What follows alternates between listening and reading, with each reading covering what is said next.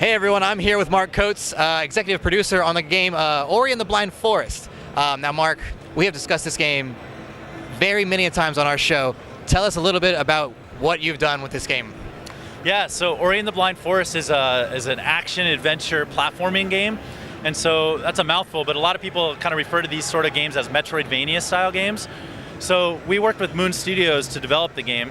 And what we wanted to do is kind of bring back some of the sensibilities around classic platform gaming that we all kind of grew up with and have fond memories of in the past, that kind of like real intuitive precision feeling to the game, but apply sort of modern day sensibilities around game design and accessibility and obviously, visual presentation. And so that was our goal and our objective, and I think that we've really pulled it off. That's awesome. Now, when you say that the platforming aspect of the game reminds me a lot of other games that I've played in the past. One currently that came through indie Xbox was Max the Curse of the Brotherhood. Yeah. Is there any other games that really drove your inspiration for this kind of narrative, maybe? Yeah, absolutely. Yeah. Well, narrative is an interesting topic as well, but on the platforming side, the teams often talked about how they were inspired by games like, even reaching way back, like Super Mario Brothers. If you think about the genre, games like Shadow Complex, Metroid, Castlevania, these kind of games come to mind in terms of the way that you progress in the game.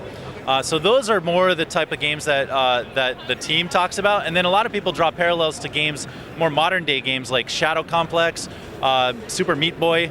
So the feeling of the game that you have when you pick up the controller, it's just really intuitive, but really precise. And so you really have that feeling of control over your character, and it just feels great.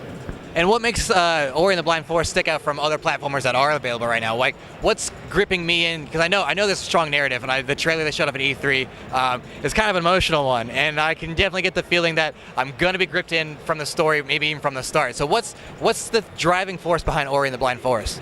Yeah, so one of the things that we talked about from very early on with the team was this idea of kind of creating an almost cinematic experience.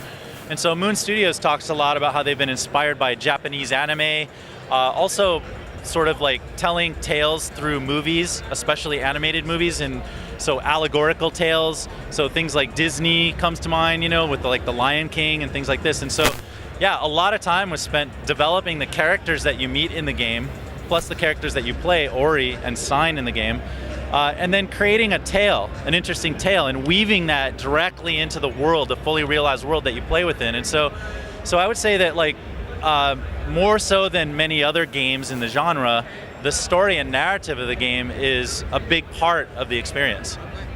Now we're going to cut this part out. Now, how long is it going to take me to complete Ori and the Blind Forest? Well, a lot of it depends on how good of a gamer you are, right? Okay. So one of the things that we wanted to retain in the game was the idea of challenge, right? So the game can be challenging at different times, and so a lot of it depends on how skillful of a player you are. We've done a ton of play testing and user research and user testing in the game, and what we've seen is that on average, people play, it takes about 8 hours for them to complete the full narrative of the game, if they kind of know where to go, and then you just stick to the golden path, right?